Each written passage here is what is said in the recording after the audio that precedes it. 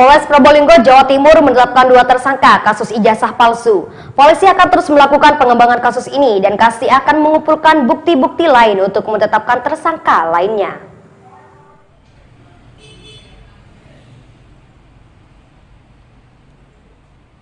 Perkembangan kasus ijazah palsu Abdul Qadir, polisi saat ini sudah menetapkan 2 orang tersangka baru, yakni Markus dan Rashid. Kedua orang tersebut sudah ditetapkan sebagai tersangka karena diduga turut terlibat dalam kasus ini. Polisi akan terus melakukan pengembangan kasus ijazah palsu ini. Hingga saat ini, pihaknya masih mengumpulkan bukti-bukti lain untuk menetapkan tersangka lainnya. Terkait 2 orang yang sudah ditetapkan tersangka kasus ijazah palsu Abdul Qadir. Baik, terima kasih. Terkait perkembangan perkara pengguna ijazah palsu Abdul Qadir, saat ini Polri sudah menetapkan 2 tersangka baru sebagai perantara. Yang pertama Markus, itu sudah kita tetapkan sekitar 2 minggu yang lalu. Terus kemarin sekitar 2 hari yang lalu kita juga menetapkan Rashid sebagai tersangka perantara dalam pembuatan ijazah palsu. Nah, di sini seperti yang sudah kita ketahui, baik Rashid maupun Markus saat menjadi saksi di persidangan, mereka mengakui bahwa mereka adalah perantara dalam pembuatan ijazah palsu tersebut. Dan kemarin sudah kita pastikan, sudah kita naikkan statusnya, baik Markus maupun Rashid sebagai tersangka. Untuk Markus sudah kita periksa sebagai tersangka. Rencananya untuk Rashid besok hari Selasa akan kami periksa sebagai tersangka. Tapi keduanya sudah statusnya tersangka, Dan? Untuk dua-duanya status sudah naik tersangka. Sudah sebagai tersangka. Kelanjutannya apakah ada tersangka yang ketiga, Dan? Depannya kita akan mengumpulkan alat bukti lainnya.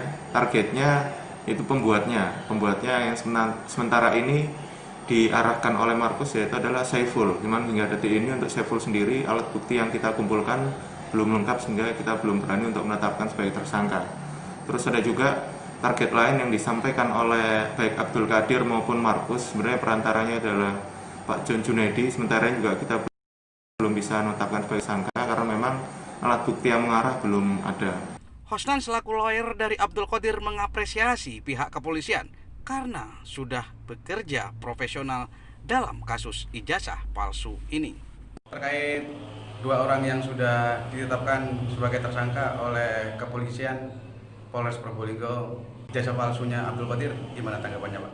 Ya, saya apresiasi ya, terima kasih sangat kepada Kasat Reskrim Probolinggo, wabil khusus kepada Bapak Kapolres yang telah sungguh-sungguh bekerja secara profesional dengan menetapkan 2 tersangka itu.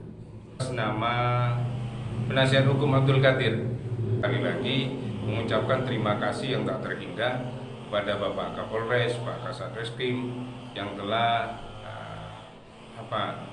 bekerja maksimal sampai ada tersangka 2 yang ditetapkan. Mudah-mudahan ke depan ada tersangka-tersangka lain atau aktor intelektual ini juga bisa diusut.